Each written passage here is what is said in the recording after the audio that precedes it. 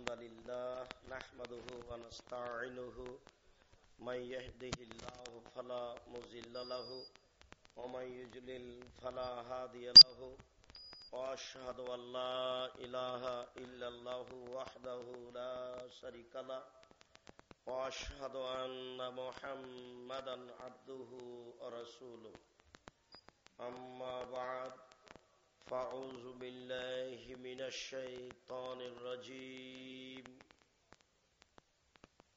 ربي إني ظلمت نفسي فاغفر لي يا عبادي الذين أسرفوا على أنفسهم لا تقنطوا من رحمة الله إن الله يغفر الذنوب جميعا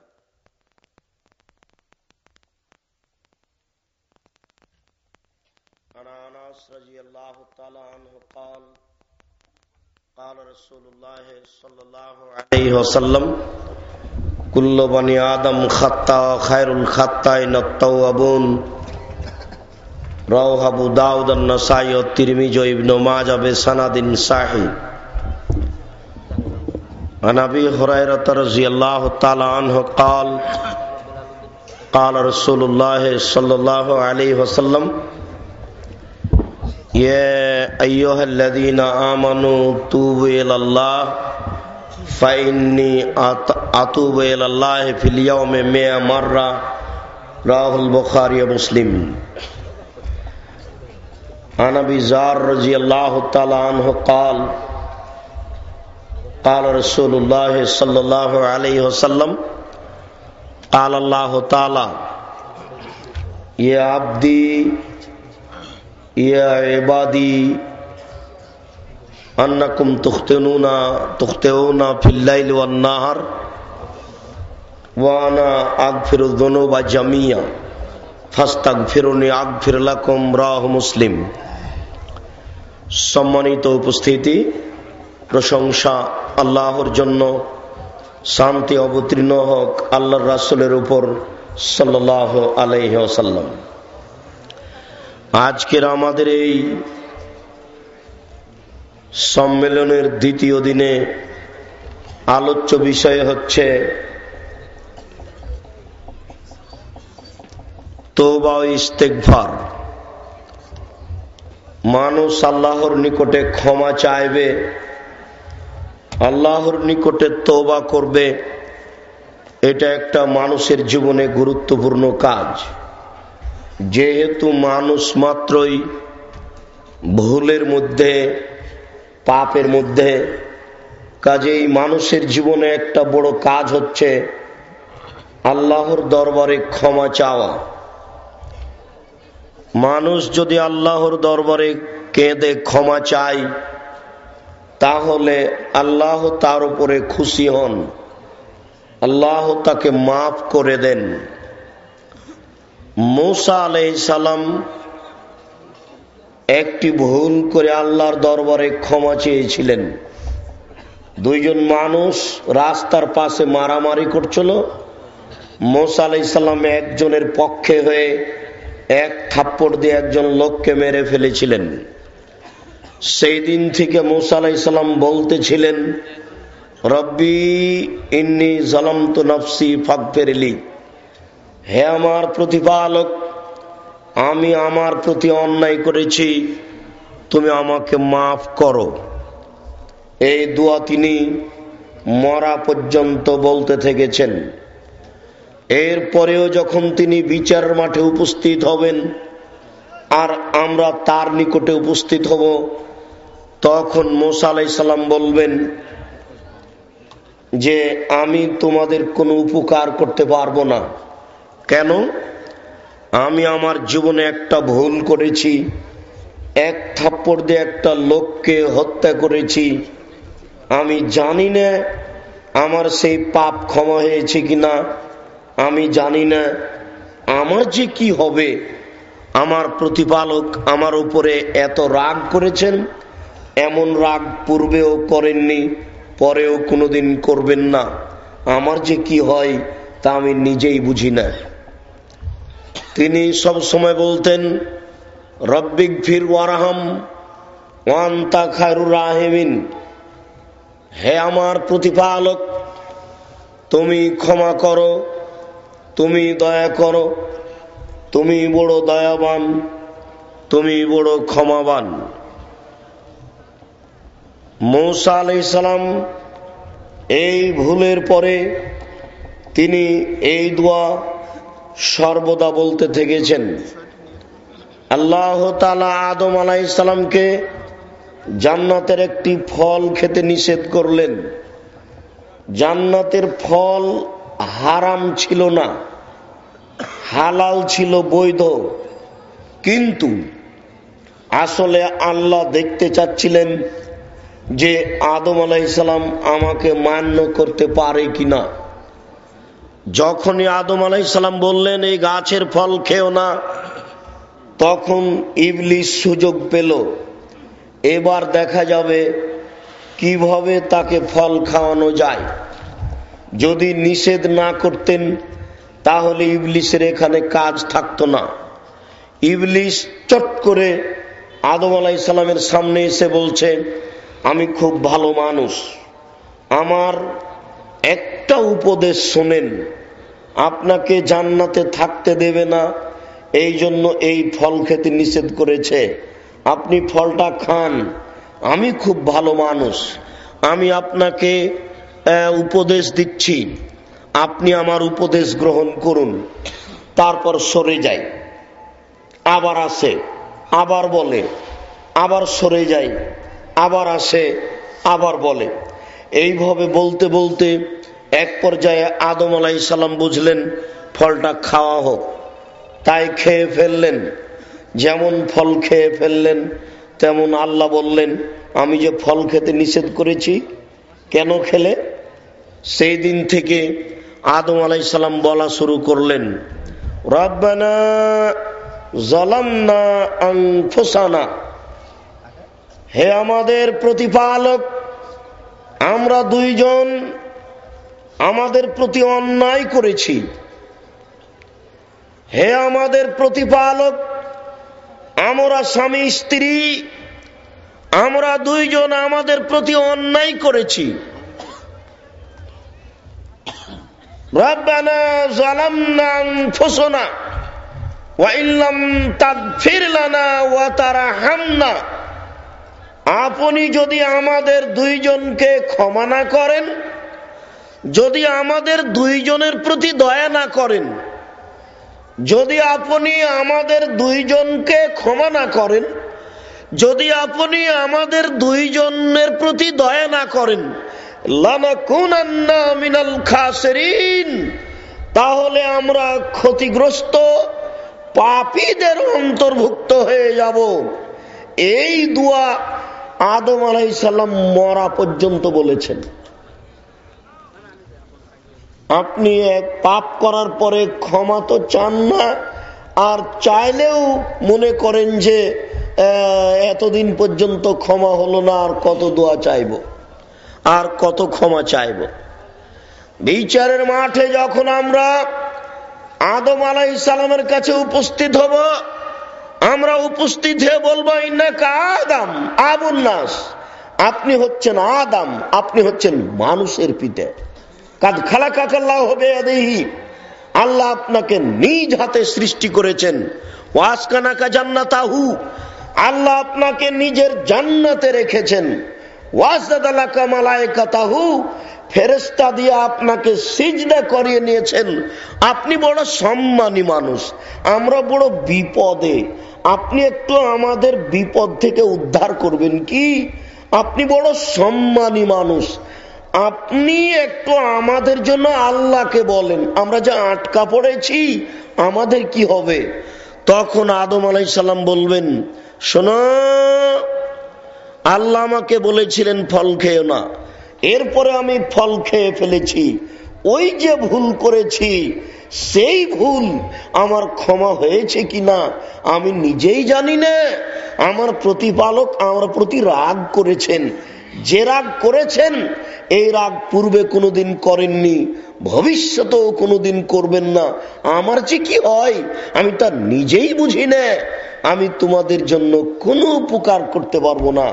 আদম আলাইহিস সালাম এই দোয়া বলতে থেকেছেন মরা পর্যন্ত। তবে অত্র ঘটনার সাথে একটা মিথ্যে ইতিহাস জড়িয়ে আছে। সেটা হচ্ছে এই, আদম আলাইহিস সালাম 300 বছর আল্লাহ দরবারে ক্ষমা চাইলেন, এরপরে বুঝলেন তার পাপ ক্ষমা হলো না। কি করে বুঝলেন পাপ ক্ষমা হলো না? এটা একটা তার উপরে মিথ্যে অপবাদ। তিনি বুঝলেন যে তার পাপ ক্ষমা হলো না, তখন তিনি চিন্তা ভাবনা করলেন, খুব তো দোয়া করলাম, ক্ষমা তো হলো না, তাহলে দেখি আমি যখন জান্নাতে ছিলাম তখন ওই আরশের গায়ে লেখা ছিল লা ইলাহা ইল্লাল্লাহ মুহাম্মাদুর রাসূলুল্লাহ। অবশ্যই মোহাম্মদ কোনো বড় ব্যক্তি হবে, নইলে আল্লাহর নামের সাথে নামটা জড়ানো আছে কেন? আমি দীর্ঘ সময় ধরে ক্ষমা চাইলাম, হলো না, এবার দেখি মোহাম্মদের দোহাই দিয়ে ক্ষমা চাই। আল্লাহ, আমি মোহাম্মদের মাধ্যমে তোমার দরবারে ক্ষমা চাচ্ছি, তুমি আমাকে মাফ করো। তখন আল্লাহ বললেন, দেখো আদম, তুমি যদি মরা পর্যন্ত ক্ষমা চাইতে তাহলে আমি তোমাকে ক্ষমা করতাম না, কিন্তু তুমি আজকে এমন মানুষের মাধ্যমে ক্ষমা চেয়েছো যে আমি না করে পারলাম না, যাও তোমাকে ক্ষমা করে দিলাম। এটা একবারে ডাহা মিথ্যা কথা। আল্লাহ আদমকে ক্ষমা করবেন না, একটা প্রতিশ্রুতি চলে আসছে। আশ্চর্য, মানুষ ক্ষমা চাইবে, আল্লাহ তাকে ক্ষমা করবেন, এটাই বিধান। মানুষ ক্ষমা চাইবে, আল্লাহ মানুষকে ক্ষমা করবেন, এটাই বিধান। আইয়ুব আলাইহিস সালামের নিজের বুঝে কিছু ত্রুটি ছিল, তাই তিনি বলতে থেকেছিলেন মরা পর্যন্ত, আন্নী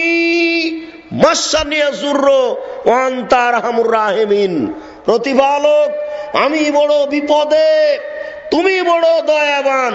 প্রতিপালক, আমি বড় বিপদে, তুমি বড় দয়াবান।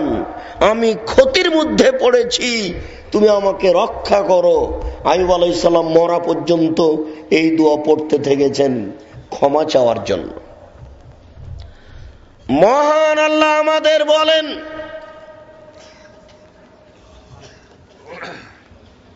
হে আমার বান্দা, লা তাকনাতু মির রাহমাতিল্লাহ, তোমরা আল্লাহর রহমত থেকে নিরাশা হয়ো না।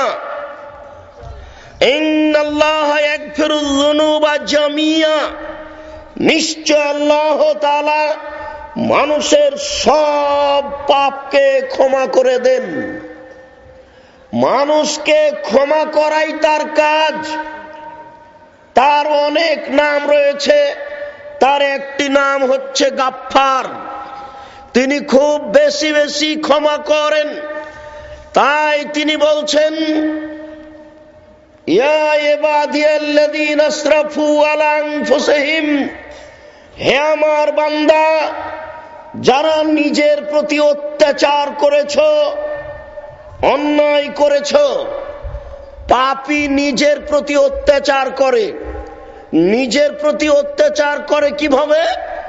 পাপের ফল তাকেই ভোগ করতে হবে, এই জন্য সে নিজের প্রতি অত্যাচার করেছে। মহান আল্লাহ বলেন, হে আমার বান্দা, যারা তোমরা নিজের প্রতি অত্যাচার করেছো, তোমরা নিরাশা হও না, আমি তোমাদের সমস্ত পাপ ক্ষমা করে দিব।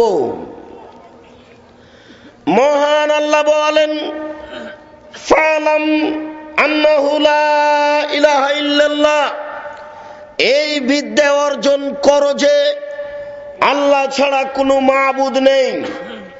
এই বিদ্যা অর্জন করো যে আল্লাহ ছাড়া কোনো মাবুদ নেই।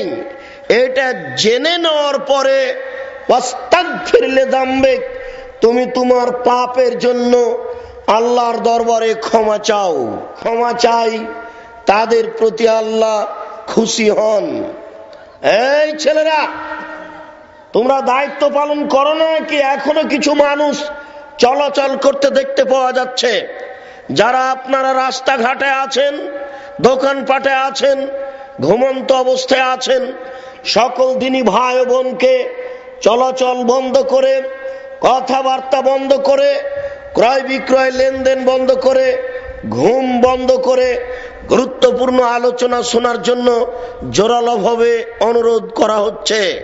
নিজ নিজ কর্ম ত্যাগ করে, ব্যস্ততা ত্যাগ করে, চলাচল বন্ধ করে গুরুত্বপূর্ণ আলোচনা শোনার জন্য চেষ্টা করুন। আবু হুরায়রা রাদিয়াল্লাহু তাআলা আনহু বলেন, রাসূল সাল্লাল্লাহু আলাইহি ওয়াসাল্লাম বলেছেন, ইন্না আবদান, যখন কোনো মানুষ আজনাবা জামবান, কোনো পাপ করে, ইন্না আবদান, যখন কোনো মানুষ আজনামা জামবান, কোনো পাপ করে, এরপরে বলে রব্বি আজনাবত ফাগফিরলি, হে আমার প্রতিপালক, আমি পাপ করেছি, তুমি আমাকে ক্ষমা করো। মানুষ যখন এ কথা বলে, কাল আল্লাহ তাআলা, তখন আল্লাহ তাআলা বলেন, আলেমা আব্দি, আমার দাসী কি জানে আন্না লাহু রাব্বুন, যে তার একজন প্রতিপালক রয়েছেন। আন্না লাহু রাব্বান, তার জন্য তার একজন প্রতিপালক রয়েছেন। আমার দাসী কি জানে যে তার একজন প্রতিপালক রয়েছেন। একফিরুদ্দাম্বা, যিনি পাপকে ক্ষমা করতে পারেন, ওয়াখজবেহি, যিনি শাস্তি দিতে পারেন। আমার দাসী কি জানে যে তার একজন প্রতিপালক রয়েছেন, যিনি ক্ষমা করতে পারেন, যিনি শাস্তি দিতে পারেন। যদি জেনে শুনে আমাকে বলে থাকে কাদ গাফারতু লাহু, আমি তাকে মাফ করে দিলাম। সুমা মাকাশা মাশা আল্লাহ তাআলা, এরপরে ওই দাসী থাকলো, থাকে দিন যায়, থাকে দিন যায়, থাকে দিন যায়, ফাজনাবা জামবান, হঠাৎ আবার পাপ করে বসলো।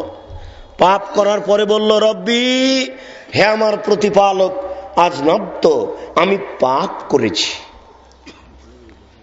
ফাগফিরহুলি, তুমি আমার ওই পাপ ক্ষমা করে দাও।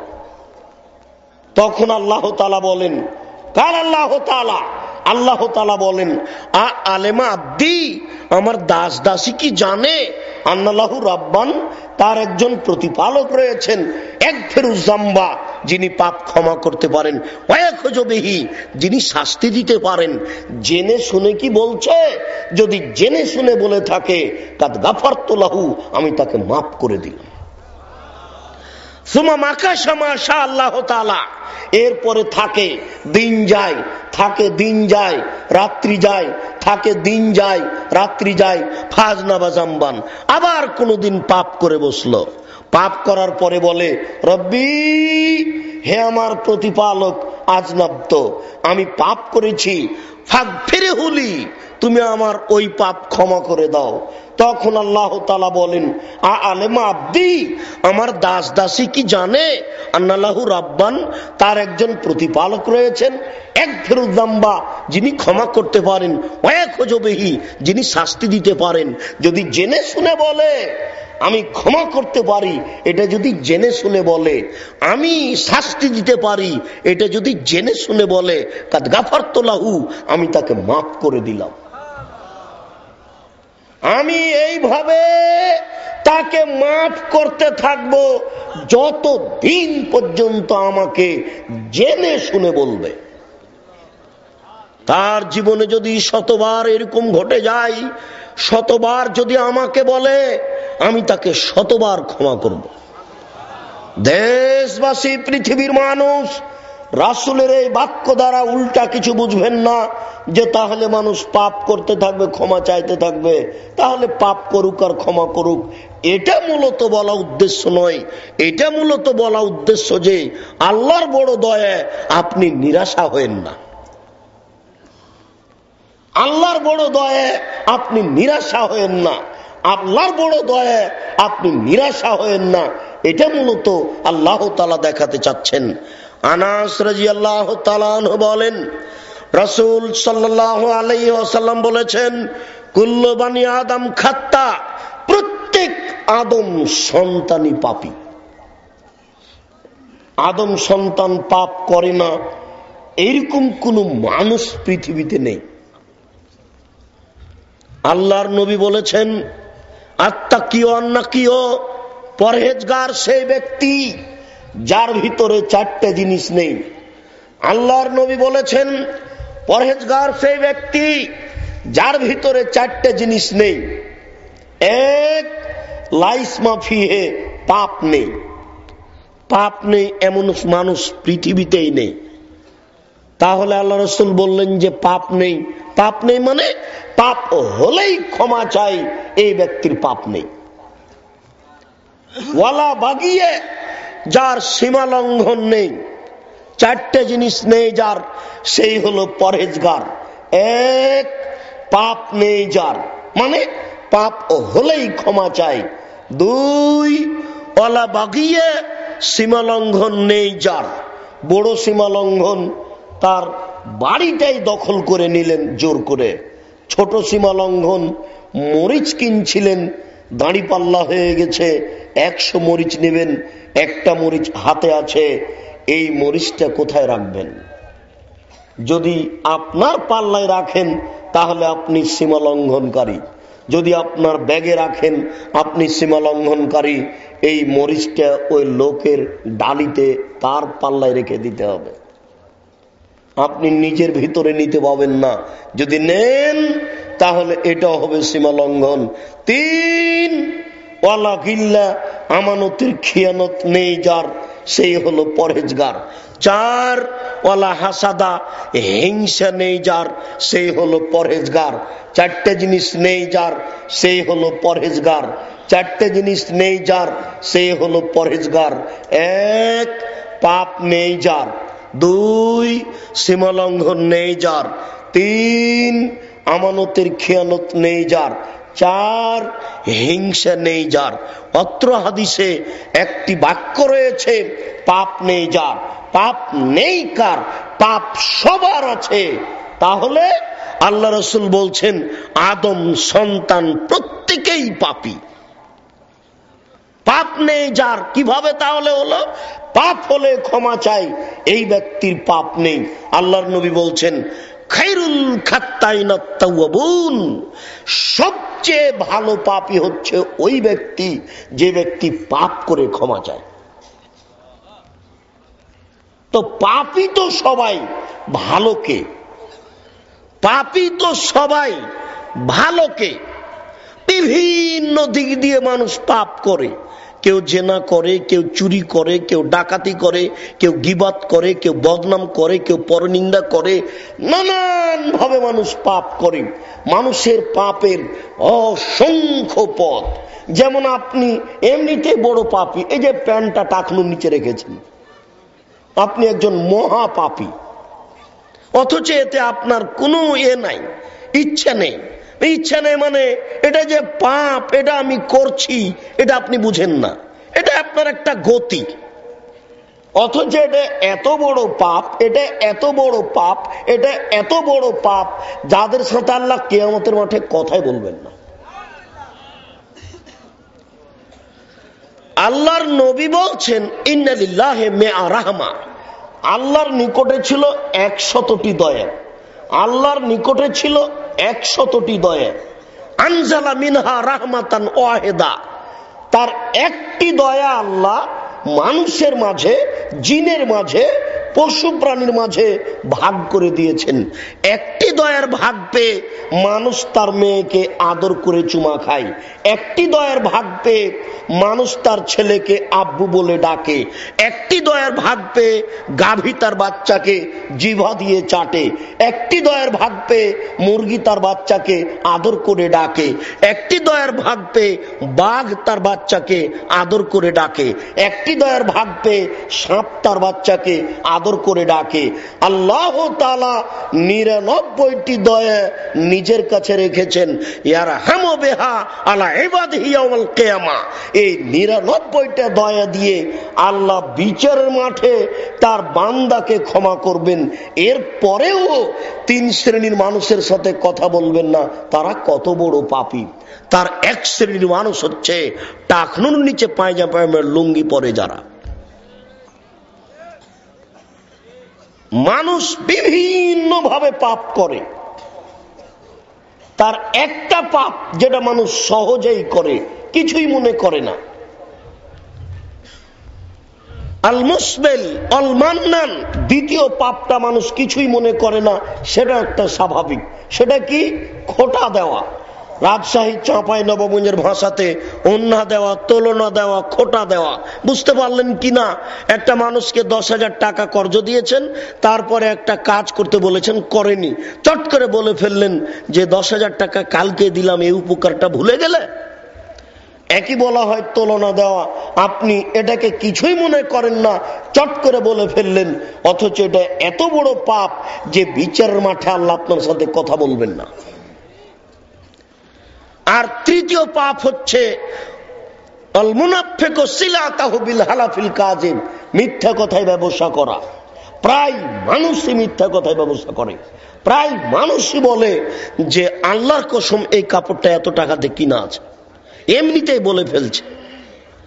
মিথ্যা কথায় ব্যবসা করে যারা, তাদের সাথে আল্লাহ কথা বলবেন না। শুনুন, রাসূল সাল্লাল্লাহু আলাইহি ওয়াসাল্লাম বলেন, কুল্লু বানি আদম খাত্তা, আদম সন্তানের প্রত্যেকেই পাপী। খায়রুল খাত্তাইনা তাওয়াবুন, সবচেয়ে ভালো পাপী ওই যে ব্যক্তি পাপ করে ক্ষমা চায়। সবাই পাপী, তাহলে ভালো কে? যেই ব্যক্তি আল্লাহর দরবারে ক্ষমা চায়, বারবার বলে আস্তাগফিরুল্লাহ ওয়া আতুবু ইলাইহি, আস্তাগফিরুল্লাহ ওয়া আতুবু ইলাইহি, আস্তাগফিরুল্লাহ ওয়া আতুবু ইলাইহি। আল্লাহ তোমার কাছে ক্ষমা ভিক্ষা চাই, তোমার কাছে ফিরে যেতে চাই। আল্লাহ তোমার কাছে ক্ষমা ভিক্ষা চাই, তোমার কাছে ফিরে যেতে চাই। আল্লাহ তোমার কাছে ক্ষমা ভিক্ষা চাই, তোমার কাছে ফিরে যেতে চাই। আয়েশা রাদিয়াল্লাহু তাআলা আনহা বলেন, এই ছেলেরা, আচ্ছা আমাদের কি ছেলেরা দেখে না নাকি এই যে লোকগুলো এমনি হেঁটে বেড়াচ্ছে, এভাবে হাঁটছে কেন? তাহলে কি এদেরকে দেখার কোনো ব্যবস্থা নেই? আয়েশা রাদিয়াল্লাহু তাআলা আনহা বলেন, ইন্নাল আবদা ইযা তারাফা সুম্মা তাবা তাবাল্লাহু আলাইহি, যখন কোন মানুষ তার পাপকে স্বীকার করে মেনে নেয়, যখন কোন মানুষ আল্লাহর দরবারে তার পাপকে স্বীকার করে মেনে নেয়, ও তাবা, তারপরে তওবা করে। তওবা কি? অনুতপ্ত সহকারে আর কোনদিন পাপ করব না, একটা দৃঢ়তা নিয়ে কান্নার স্বরে আল্লাহকে বলে আস্তাগফিরুল্লাহ ওয়া আতুবু ইলাইহি, আল্লাহ তোমার কাছে ক্ষমা ভিক্ষা চাই, তোমার নিকট ফিরে যেতে চাই। রব্বি ইন্নী যালামতু নাফসি ফাগফিরলি, হে আমার প্রতিপালক, আমি পাপ করেছি, তুমি আমাকে ক্ষমা করো। এই দোয়া বারবার বলে পাপের স্বীকারোক্তি দিয়ে তখন আল্লাহ তাআলা তার পাপকে ক্ষমা করে দেন। আবু হুরায়রা রাদিয়াল্লাহু তাআলা আনহু বলেন, রাসূল সাল্লাল্লাহু আলাইহি ওয়াসাল্লাম বলেছেন, ইয়া আইয়ুহান নাস তুবু ইলাল্লাহ, হে মানুষ তোমরা আল্লাহর নিকটে তওবা করো। 70 বারেরও বেশি আমি মুহাম্মদ সাল্লাল্লাহু আলাইহি সাল্লাম দিনে এই বাক্যটি 70 বারেরও বেশি বলি। অন্য এক বর্ণনায় তিনি বলছেন, আমি এই বাক্যটি দিনে 100 বার বলি, আস্তাগফিরুল্লাহ ওয়া আতুবু ইলাইহি, আস্তাগফিরুল্লাহ ওয়া আতুবু ইলাইহি। 100 বার 70 বার এটা মূলত হিসাব নয়, যার যত সম্ভব, যে যত পারে সেই তত আল্লাহর দরবারে বলবে আস্তাগফিরুল্লাহ ওয়া আতুবু ইলাইহি। আবু যার গিফারি রাদিয়াল্লাহু তাআলা আনহু বলেন, রাসূল সাল্লাল্লাহু আলাইহি ওয়াসাল্লাম বলেছেন, কাল আল্লাহু তাআলা, আল্লাহ তাআলা বলেন, ইয়া ইবাদি, হে আমার দাস দাসী পৃথিবীর মানুষ, ইন্নাকুম তুখতিউনা, তোমরা পাপ করো, ফিল লাইলি ওয়ান নাহারে, রাত দিন। হে আমার দাস দাসী, তোমরা রাত দিন পাপ করতে থাকো। ওয়ানা আগফিরুয যুনুবা জামিয়া, আর আমি আল্লাহ তোমাদের সমস্ত পাপকে ক্ষমা করতে থাকি। ফাস্তাগফিরুনি ফাগফির লাকুম, অতএব তোমরা আমার দরবারে ক্ষমা চাও, আমি তোমাদেরকে ক্ষমা করে দিব। আদম সন্তান, তোমরা রাত দিন পাপ করো আর আমি তোমাদের সব পাপ ক্ষমা করে থাকি। তোমরা আমার নিকটে ক্ষমা চাও, আমি তোমাদের পাপ ক্ষমা করে দিব। তোমরা আমার নিকটে ক্ষমা চাও, আমি তোমাদের পাপ ক্ষমা করে দিব। আবু হুরায়রা রাদিয়াল্লাহু তাআলা আনহু বলেন, রাসূল সাল্লাল্লাহু আলাইহি ওয়াসাল্লাম বলেছেন, ইন্নাল্লাহা ইয়াবসুতু ইয়াদাহু ফিল লাইলি, আল্লাহ তাআলা রাতে এইভাবে হাত খান তার বাড়িয়ে দেন। আল্লাহ তাআলা রাতে তার দুই হাতকে বাড়িয়ে দেন। আল্লাহ তাআলা রাতে হাত বাড়িয়ে দেন এবং বলেন তোমরা ক্ষমা চাও। লেকাই ইয়াতুবু মুসিউল লাইলে মুসিউন নাহারে, রাতে হাত বাড়ান যাতে করে দিনের পাপীরা আল্লাহর দরবারে ক্ষমা চায়। ওয়ায়াবসুতু ইয়াদাহু ফিন নাহারে, আল্লাহ তাআলা দিনে এইভাবে হাত বাড়িয়ে থাকেন। লেকাই ইয়াতুবু মুসিউল লাইলে, যেন রাতে যারা পাপ করেছে তারা দিনে ক্ষমা চায়। যারা রাতে পাপ করেছে তারা দিনে ক্ষমা চাইবে, যারা দিনে পাপ করেছে তারা রাতে ক্ষমা চাইবে। আর আমি এইভাবে হাত বাড়িয়ে বলছি, তোমরা ক্ষমা চাও, আমি তোমাদের ক্ষমা করব। তোমরা ক্ষমা চাও, আমি তোমাদের ক্ষমা করব। রাত দিন বলে আল্লাহ তাআলা বললেন, দিন রাত আমি প্রস্তুত রয়েছি তোমাকে ক্ষমা করার জন্য। দিন রাত আমি প্রস্তুত রয়েছি তোমাকে ক্ষমা করার জন্য। তুমি আমার কাছে ক্ষমা চাও। ক্ষমা চাই কে? আবু হুরায়রা রাদিয়াল্লাহু তাআলা আনহু বলেন, রাসূল সাল্লাল্লাহু আলাইহি ওয়াসাল্লাম বলেছেন, ইয়ানজিলু রাব্বুনা তাআলা ইলা সামাঈদ দুনিয়া হিনা ইয়াবকা সুলুসুল লাইলিল আখির, যখন রাতের 3 ভাগের 1 ভাগ বাকি থাকে, রাতের 3 ভাগের 2 ভাগ পার হয়ে গেছে, 1 ভাগ বাকি আছে, 1টার পরে, 2টার পরে, 3টার পরে, এরকম সময়ে ইয়ানজিলু রাব্বুনা তাআলা ইলা সামাঈদ দুনিয়া, আল্লাহ তাআলা সপ্তম আকাশ থেকে এই প্রথম আকাশে নেমে আসেন। জনৈক ব্যক্তি জিজ্ঞাসা করলো, আব্দুর রাজ্জাক সাহেব, একদিন আপনি বক্তব্যে বুঝিয়েছিলেন যে 7টা জমিন 7টা আকাশ এইভাবে আছে। প্রথম জমিন হচ্ছে একটা ফুটবল, এই প্রথম জমিনটাকে দ্বিতীয় জমিনের মধ্যে ঢুকিয়ে দেওয়া হয়েছে। দ্বিতীয় জমিন হচ্ছে একটা বড় ফুটবল। এই 2 ফুটবলের মাঝে 500 বছরের পথ ব্যবধান আছে, চতুর্দিকে ফাঁকা। উপরে গেলে 500 বছর, নিচে গেলে 500 বছর, ডানে বামে গেলে 500 বছর, এইভাবে 7টি জমিন আছে। প্রত্যেকটার ভিতরে 500 বছরের পথ আছে ফাঁকা। এইভাবে সপ্তম জমিনটার উপর দিয়ে আছে আকাশ। আকাশ চতুর্দিকে আছে, সপ্তম জমিনের চতুর্দিকে আকাশ, মধ্যে 500 বছরের ফাঁকা আছে। এইভাবে 6ষ্ঠ, এইভাবে 7, এইভাবে 8, এইভাবে 9, এইভাবে 10, এইভাবে 11, এইভাবে 12, এইভাবে 14। 14 নম্বর আকাশের উপরে আছে আল্লাহর আরশ, যেখানে তিনি সমাসীন থাকেন। এই আল্লাহর আরশটা হচ্ছে 14 নম্বর আকাশের চেয়ে বড়। আল্লাহর আরশটা যত বড়, আল্লাহ তাআলা তার চেয়ে বড়। তাই তো হচ্ছেন আল্লাহু আকবার, আল্লাহ হচ্ছেন সবকিছুর চেয়ে বড়। আব্দুর রাজ্জাক সাহেব তিনি সপ্তম আকাশের উপরে থাকেন, আরশের উপরে। এই বিশাল আকৃতির সৃষ্টিকর্তা প্রথম আকাশে নেমে আসবেন কিভাবে? যদি এইভাবে বলেন তাহলে আপনি আল্লাহকে নিজের মতো বুঝে নিলেন। অথচ আল্লাহ তাআলা বলছেন, লাইসা কামিসলিহি শাই, আল্লাহ যে কার মতো তা মানুষ জানে না। আল্লাহর হাত আছে, পা আছে, চোখ আছে, কান আছে, এ কথা ঠিক, এখনই শুনলেন আল্লাহ হাত বাড়িয়ে দেন, হাত না থাকলে বাড়াবেন কি করে? বহুদিন শুনেছেন আল্লাহ বিচারের মাঠে জাহান্নামকে বলবে, জাহান্নাম তুমি কি পূর্ণ? তখন জাহান্নাম বলবে আর কি কিছু আছে? তখন আল্লাহ তার পাখানাকে জাহান্নামে ঢুকিয়ে দিবেন। তখন জাহান্নাম বলবে কাত কাত কাত, যথেষ্ট যথেষ্ট যথেষ্ট। তাহলে বোঝা যাচ্ছে আল্লাহর পা আছে, আল্লাহর হাত আছে, এ কথা ঠিক।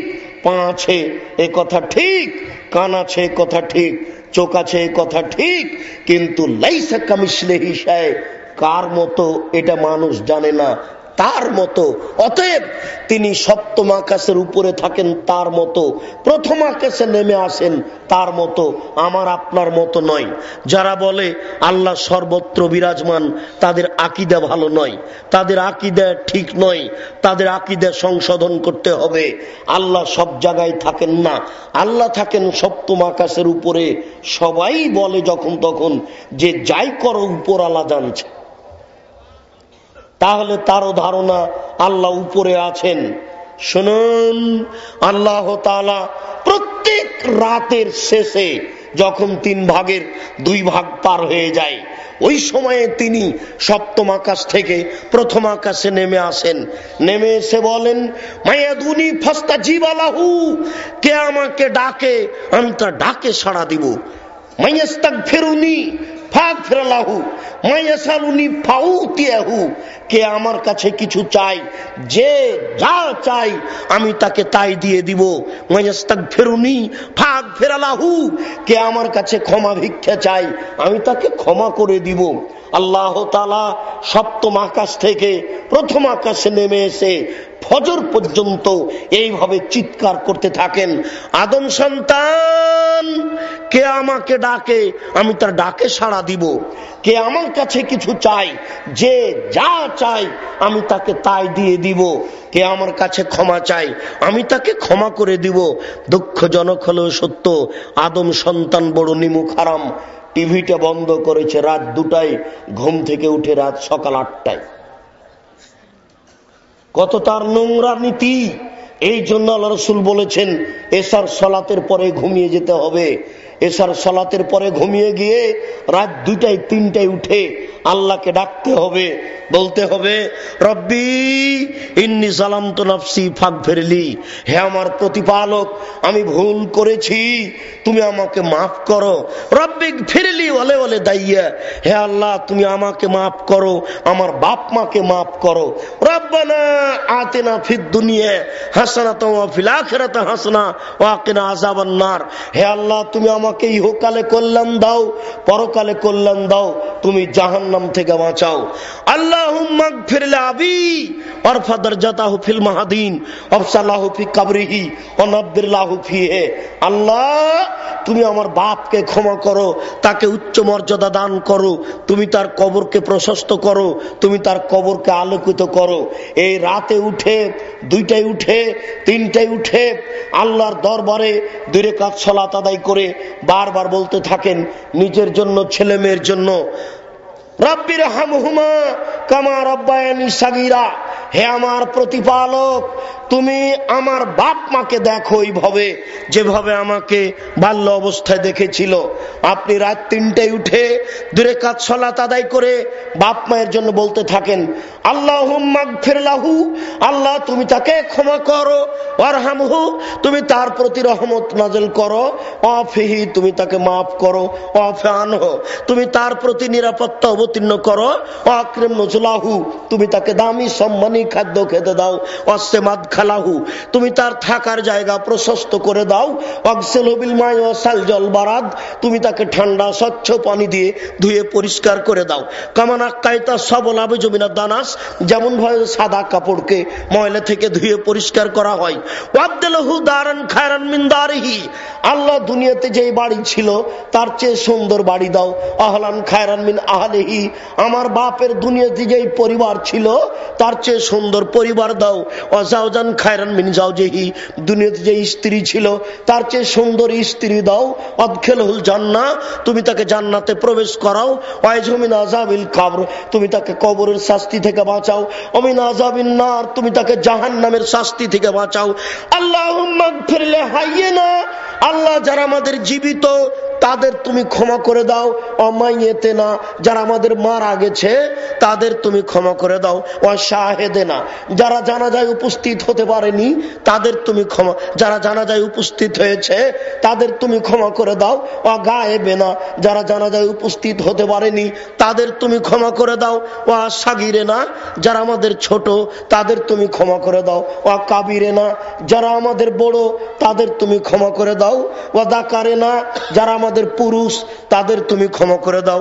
ও উনসানা, যারা আমাদের মহিলা তাদের তুমি ক্ষমা করে দাও। এইভাবে আপনি দোয়া পড়তে থাকেন। ওখানে জানাজা শব্দটা আমি লাগালাম, ওটা এমনিতেই বলে ফেলেছি। আপনি বাংলা এমনি অনুবাদ আপনাকে দেখালাম। আপনি রাতে উঠে যখন দোয়া করবেন এই দোয়া পড়তে থাকবেন বাপ মায়ের জন্য, যারা মারা গেছে তাদের জন্য। এই কথাই আল্লাহ তাআলা বলছেন, আদম সন্তান তুমি সপ্তম আকাশ থেকে নিচে আকাশে নেমে এসে আমার দরবারে ক্ষমা চাও, আমি তোমাকে ক্ষমা করার জন্য প্রতীক্ষমান রয়েছে।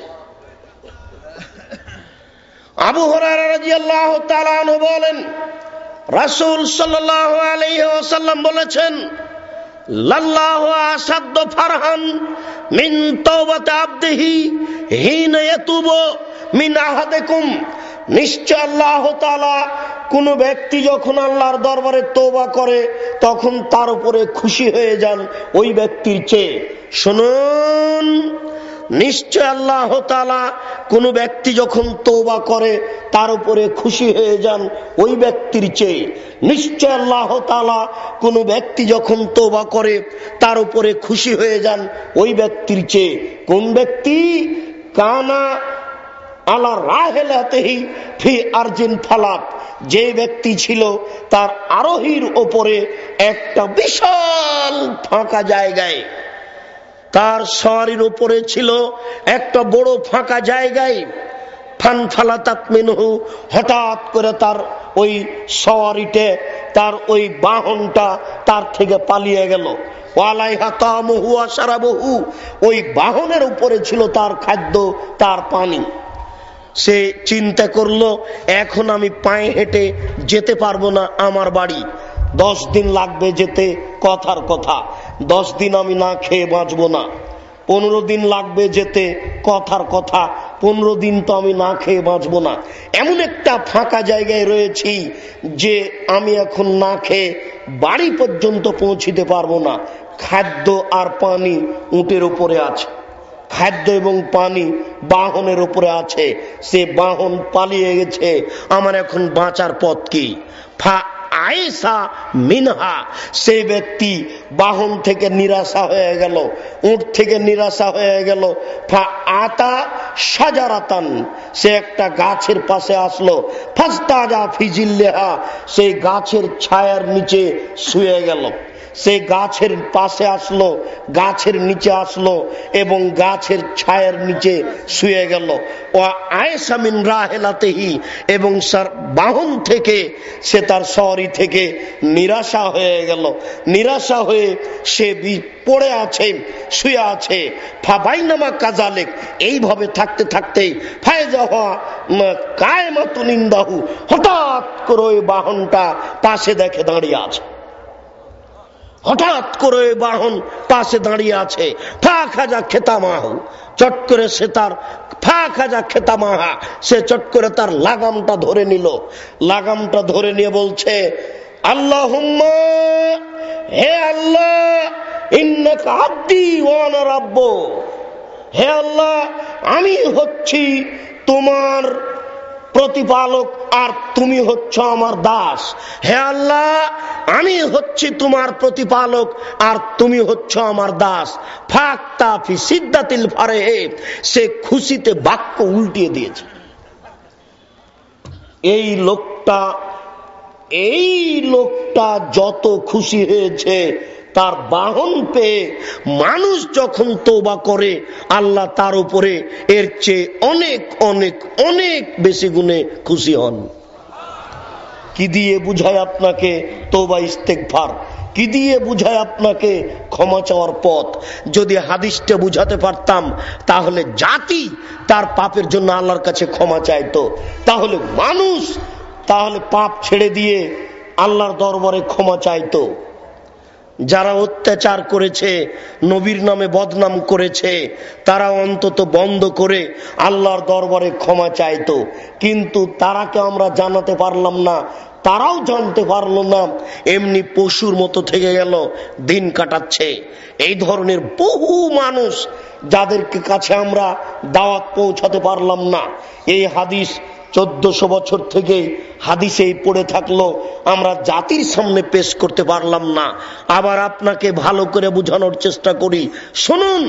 এই লোকটা বাহন পেয়ে, এই লোকটা তার সওয়ারি পেয়ে, এই লোকটা তার উটটাকে পেয়ে এত খুশি হয়েছে, খুশির কারণে বাক্য উল্টিয়ে দিয়েছে। বাক্য উল্টিয়ে দিয়ে বলছে, হে আল্লাহ, তুমি আমার দাস আর আমি তোমার প্রতিপালক। এই লোকটা যেমন বাক্য উল্টে দিয়েছে, মানুষ যখন তওবা করে এই লোকটা যত খুশি হয়েছে আল্লাহ তার উপরে তার চেয়ে বেশি খুশি হন। মানুষ যদি এই হাদিস বুঝতো তাহলে আল্লাহর দরবারে যখন তখন বলতো আস্তাগফিরুল্লাহ ওয়া আতুবু ইলাইহি, আস্তাগফিরুল্লাহ ওয়া আতুবু ইলাইহি, আস্তাগফিরুল্লাহ ওয়া আতুবু ইলাইহি। কিন্তু মানুষকে উপযুক্তভাবে এই হাদিস জানাতে বুঝাতে পারলাম না। আবু সাঈদ খুদরি রাদিয়াল্লাহু তাআলা আনহু বলেন, রাসূল সাল্লাল্লাহু আলাইহি ওয়াসাল্লাম বলেছেন, কানা রাজুলুন ফি বনি ইসরাইল, বনি ইসরাইলের যুগে অনেক অনেক দিন আগে একটা লোক ছিল, হাজার হাজার বছর আগে একটা লোক ছিল, কাতালা 99 ইনসানান, সে 99টা মানুষকে হত্যা করেছিল। বনি ইসরাইলের যুগে একটা লোক ছিল, সে 99টা লোককে হত্যা করেছিল। একটা লোককে হত্যা করলে এত পাপ হয়, সারা পৃথিবীর মানুষকে হত্যা করে যত পাপ হয়। একটা মানুষকে হত্যা করে অত পাপ হয়, সারা পৃথিবীর মানুষকে হত্যা করে যত পাপ হয়। যারা এই সরকারি পর্যায়ে আছে, নেতা নেত্রী সহ, এমপি মন্ত্রী সহ, ওসি দারোগা পুলিশ, কেউ শরীয়ত বুঝে না। এরা প্রায় সব জাহেল, এরা সব প্রায় মূর্খ। কারো বোধগম্য নেই, হিতাহিত জ্ঞান নেই, বোধোদয় নেই। মানুষের যে একটা মান মর্যাদা আছে কেউ বুঝতে চায় না। শুনুন, আল্লাহ এ কথা বলছেন, আল্লাহর নবী এ কথা বলছেন, একজন মানুষকে হত্যা করা এত বড় অপরাধ, সারা পৃথিবীর মানুষকে হত্যা করা যেমন অপরাধ। এই লোকটি 99টা মানুষকে হত্যা করেছিল। হত্যা করার পরে ফাতা রাহেবান, একজন দরবেশের কাছে আসলো। দরবেশ মানে যে এমনিতে তাসবিহ টিপে জ্ঞান গরিমা নেই। দরবেশ মানে এই যে আপনাদের দেশের যারা দায়িত্ব পালন করছে, হজ করতে যায় জ্ঞান গরিমা নেই, উমরা করতে চায় জ্ঞান গরিমা নেই, শরীয়ত কিছু বুঝে না, এমনিতেই সুবহানাল্লাহ আলহামদুলিল্লাহ কাটে, একই বলা হচ্ছে দরবেশ। এই দরবেশের কাছে আসলো সে 99টা লোককে হত্যা করা ব্যক্তি, এসে বলছে ফাসালাহু, তাকে জিজ্ঞাসা করলো আলাহু মিন তাওবা, এরকম মানুষের কোন তওবা আছে কি যে লোকটা 99টা মানুষকে হত্যা করেছে? ফাকাল আল্লাহ, তখন সে বলল না, হ্যাঁ 99টা মানুষকে হত্যা করে ক্ষমা চাও। তার এটা হলো নির্বুদ্ধিতার, জাহেলিয়াতের, অজ্ঞতার পরিচয়। সে আল্লাহর রহমতকে জানে না। যদি আলেম হতো তাহলে বলতো যে নিরাশা হবেন না, ক্ষমা চান, নিরাশা হবেন না, ক্ষমা চান। এই লোক ছিল দরবেশ, জাহেল। এই বলে দিল যে 99টা লোককে হত্যা করে ক্ষমা চান, তখন আবার রাগ করে ফাকাতালাহু একেও দিয়েছে। 100 জন হয়ে গেল। এরপর জিজ্ঞাসা করতে লাগলো কোথায় বাঁচার পথ আছে, কে আমাকে ফতোয়া দিতে পারে, যে ক্ষমা পাওয়া যাবে, কে আমাকে ফতোয়া দিতে পারে ক্ষমা পাওয়া যাবে। ফাকালারা জুলুন, হঠাৎ একটা লোক বলল, ইতে কারিয়াতান কাদা ওয়া কাদা, তুমি অমুক গ্রামে যাও, সেই গ্রামে একজন মাওলানা সাহেব আছে, ওখানে গিয়ে ফতোয়া জিজ্ঞাসা করো, দেখো তোমার বাঁচার পথ আছে কিনা। এই কথা শুনে প্রস্তুতি নিতেই আদরাকাহুল মওত, মরণ তাকে পেয়ে নিল। মরণ চলে আসলো, সে এখন মাটিতে পড়ে যাচ্ছে।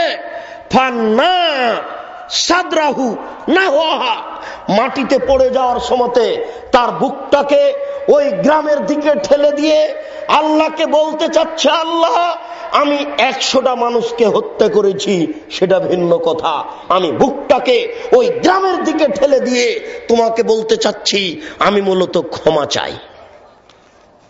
আল্লাহ, মরার সময়তে আমি বুকটাকে ওই গ্রামের দিকে ঠেলে দিয়ে তোমাকে বলতে চাচ্ছি, আমি 100টা মানুষ হত্যা করেছি, সেটা ভিন্ন কথা, তবে আমি চাচ্ছি বাঁচার পথ কোথায়। আমার সময় শেষ হয়ে গেল, আমি বাঁচার পথ খুঁজে পেলাম না, তবে বুকটাকে মরার সময়তে ওই দিকে একটু ঠেলে দিলাম, যেন তুমি দেখে বুঝো যে আমি তোমার কাছে ক্ষমা চাচ্ছিলাম। লাশ পড়ে আছে, ফাক্তাসামাত ফিহে মালায়েকাতুর রাহমা ও মালায়েকাতুল আযাবা, জাহান্নামের ফেরেশতা আর জান্নাতের ফেরেশতা উভয় ফেরেশতা এসে হইচই লাগিয়ে দিল, একে জাহান্নামে নিয়ে যেতে হবে, একে জান্নাতে নিয়ে যেতে হবে। ফাআল্লাহু ইলা হাজিহি আনতাবাদি ওয়াল্লাহু ইলা হাজি আনতাকাররবি, আল্লাহ তাআলা তখন এই গ্রামকে বললেন, যে গ্রাম থেকে যাচ্ছিল সেই গ্রামকে বললেন, তুমি একটু পিছে হটে যাও।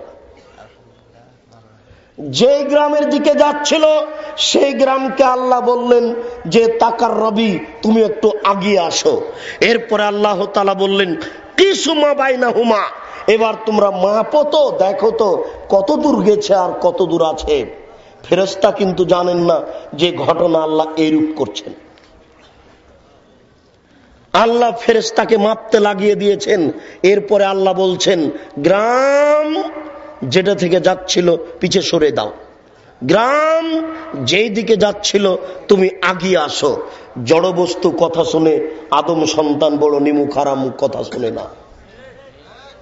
জড় বস্তু কথা শুনে আদম সন্তান বড় নিমুখ হারাম কথা শুনে না। ইব্রাহিম আলাইহিস সালাম ছেলেকে ছুরি দিয়ে জবাই করছেন, ছুরির নিচে লোহা লাগিয়ে দেওয়া হয়েছে, এই কথা মিথ্যে। ইব্রাহিম আলাইহিস সালাম যখন ছুরি দিয়ে ছেলেকে জবাই করছিলেন, তখন আল্লাহ ছুরিকে বলে দিয়েছেন, ছুরি তুমি কাজ করো না। মরা পর্যন্ত ইব্রাহিম আলাইহিস সালাম যদি ছুরি চালাতে থাকেন, ছুরি কাজ করবে না। স্বৈরাচারী শাসক যখন ইব্রাহিম আলাইহিস সালামকে আগুনে ফেলে দিল, তখন আল্লাহ তাআলা বললেন, এই আগুন শীতল হও। ইব্রাহিম আলাইহিস সালাম যদি কিয়ামত পর্যন্ত আগুনে থেকে যান, আগুন ইব্রাহিম আলাইহিস সালামের কিছু করবে না। জড় বস্তু কথা শুনে আদম সন্তান বড় নিমুখ হারাম কথা শুনে না। বুঝতে চায় না, মানতে চায় না। জড় বস্তু যে কথা শুনে একাধিক সহিহ হাদিস, আরো একটু আশরাফ রাজুলুন ফি বানি ইসরাইল আলা নাফসিহি, বানি ইসরাইলের একটা লোক তার আত্মার প্রতি অত্যাচার করেছিল, খুব বেশি পাপ করেছিল। বেশি পাপ করার কারণে ফাওসা বানিহে, সে তার ছেলেদেরকে উপদেশ দিয়ে বলেছিল, আমার ছেলেরা শোনো, যখন তোমাদের পিতা মারা যাবে তখন তোমরা তাকে আগুন দিয়ে জ্বালিয়ে ছাই করে অর্ধেক ছাই মাটিতে ফেলে দিও, অর্ধেক ছাই পানিতে ফেলে দিও। লাইন কাদার আল্লাহ আলাইহে লাইয়ুযিবহু আযাবান শাদীদা লাইয়ুযিবু আহাদান ফিল আলাম। তোমার বাপকে যদি আল্লাহ ধরতে পারেন, এই লোককে আমাকে যদি আল্লাহ ধরতে পারেন, এত শাস্তি দিবেন, পৃথিবীর কোন মানুষকে আল্লাহ এত শাস্তি দিবেন না। সে লোকের ধারণায় সে নিজে সবচেয়ে বড় পাপী, সে লোকের ধারণায় সে নিজে সবচেয়ে বড় পাপী। তাই তার ছেলেদেরকে বলল, শোনো, এই যা মাতা যখন তোমাদের পিতা মারা যাবে ফাহারে কুহ, তোমরা তাকে আগুন দিয়ে জ্বালিয়ে দাও। ফাজরু নিসফাহু ফিল বাররে ওয়া নিসফাহু ফিল বাহরে, অর্ধেক ছাই পানিতে ফেলে দাও, অর্ধেক ছাই মাটিতে ফেলে দাও। এজা মাতা ফাফালু মা মারাহুম। বাপ যখন মারা গেল ছেলেরা তাই করলো, বাপকে আগুন দিয়ে জ্বালিয়ে ছাই করে অর্ধেক ছাই পানিতে ফেলে দিল, অর্ধেক ছাই মাটিতে ফেলে দিল। ফামার আল্লাহুল বাহরা ফাজামা বিমা ফিহি ওয়া আল্লাহুল বাররা ফাজামা বিমা ফিহি। আল্লাহ তখন সাগরকে, পানিকে বললেন, পানি ছাইগুলি জমা করে দাও। আল্লাহ তখন মাটিকে বললেন, মাটি ছাইগুলি জমা করে দাও। এবার মাটি আর পানি ছাইগুলি জমা করে দিল। এ দেখেন, জড়বস্তু কথা শুনে, আদম সন্তান কথা শুনে না। আজকে আমি বলছি, আজকে থেকে আপনি রাতে উঠতে শিখুন, রাত 2টায় 3টায় উঠতে শিখুন, আল্লাহর দরবারে ক্ষমা চান। আপনি এই কথার দাম দিবেন না, মূল্যায়ন করবেন না। আদম সন্তান কথা মানে না। আদম সন্তান আল্লাহর কাছে কান্নাকাটি করা প্রয়োজন মনে করে না। আল্লাহ তাআলা আদেশ করলেন, ছাইকে পানি এবং মাটি জমা করে দিল। যখন জমা করে দিল, আল্লাহ তাআলা তাকে আবার মানুষ তৈরি করলেন, রেডি করলেন। রেডি করার পরে বললেন, লেমা ফালতা হাজা, এই তুমি তোমার ছেলেকে এইভাবে আদেশ করেছিলে কেন? তুমি তোমার ছেলেকে এইভাবে আগুন জ্বালিয়ে ছাই করে মাটিতে আর পানিতে ফেলে দিতে বলেছিলে কেন? তখন লোকটা আল্লাহর সামনে বলবে, মিন খাসিয়াতেকা, তোমার ভয়ে করেছি, ওয়ান তাআলাম, তুমি ভালো জানো। আমি এই কাজ তোমার ভয়ে করেছি, তুমি ভালো জানো। তখন আল্লাহ তাআলা তাকে বলবেন, যাও কাদ গাফারতু লাকা, আমি তোমাকে মাফ করে দিলাম। যেহেতু তুমি আমার ভয়ে করেছো, তাই আমি তোমাকে মাফ করে দিলাম। বলছিলাম, সেই লোকটি 99টা মানুষকে হত্যা করার পরে শেষ পর্যন্ত এইরূপ হয়ে গেল। আল্লাহ তাআলা ফেরেশতাকে বললেন যে, তোমরা এবার মাপো, দেখো তো লোকটা কত দূর গেছে আর কত দূর সামনে বাকি আছে। মেপে দেখা গেল ফাওয়াজেদা ইলা হাজিহি আকরাবা বিশিবরিন, অর্ধ হাত বেশি চলে গেছে। যে গ্রাম থেকে যাচ্ছিল আর যেই গ্রামে যাচ্ছিল, এতে ব্যবধানে দেখা গেছে যে অর্ধ হাত বেশি চলে গেছে। তখন আল্লাহ তাআলা ফেরেশতার সামনে বললেন, কাদ গোফের লাহু, তাকে মাফ করা হলো, সে যাবে জান্নাতে, তাকে জাহান্নামে নিয়ে যেতে হবে না। আল্লাহ তাআলা একজন মানুষকে ক্ষমা করার জন্য এই কৌশল অবলম্বন করলেন। যে লোকটা মরার সময়তে বুকটাকে ওই গ্রামের দিকে ঠেলে দিয়ে আল্লাহকে বলতে চেয়েছিল, আল্লাহ আমি পাপ করেছি সেটা ভিন্ন কথা, তবে আমি আসলে তোমার কাছে ক্ষমা চাচ্ছি, আমি ক্ষমার সুযোগ করতে পারলাম না, এইভাবে আমি দুনিয়া থেকে বিদায় নিলাম। আল্লাহ তাআলা তাকে এইভাবে ক্ষমা করে দিলেন। দেখুন, আপনি আজ থেকে, এখন থেকেই আল্লাহর দরবারে ক্ষমা চাওয়ার একটা প্রস্তুতি গ্রহণ করুন। আল্লাহ আপনাকে ক্ষমা করে দিবেন, আপনি সেই সুযোগ, সেই পরিস্থিতি পেয়ে যাবেন।